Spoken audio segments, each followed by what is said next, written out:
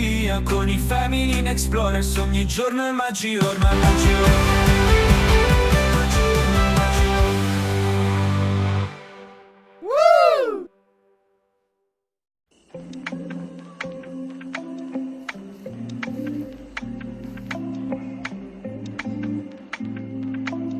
La chiesa templare di Santa Corona sorge sulla sommità collinare di fianco al canale di Mare Foghe, che diede il nome all'agglomerato di case costituenti la Domestica di Santa Corona.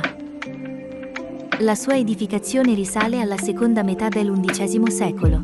Nel Condade di Santa Maria di Bonarcado ritroviamo vari riferimenti a Santa Corona dr Rivora, ed in particolare la conferma delle donazioni e delle disposizioni fatte al monastero di Bonarcado dal giudice di Arborea all'atto della sua fondazione.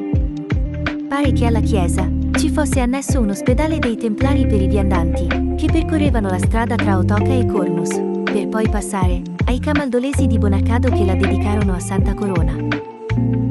Recentemente è stato anche ipotizzato che la chiesa sia sempre appartenuta ai monaci cavalieri del Tempio, già proprietari di vasti possedimenti, beni e ricchezze in tutto il giudicato.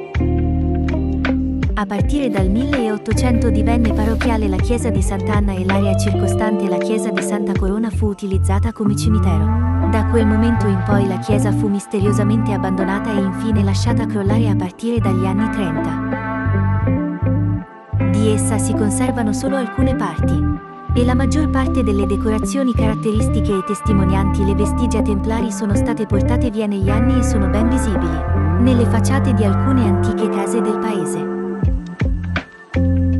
Ben conservato è rimasto solo un annesso alla navata centrale, che è stato aggiunto in data molto posteriore alla costruzione della chiesa.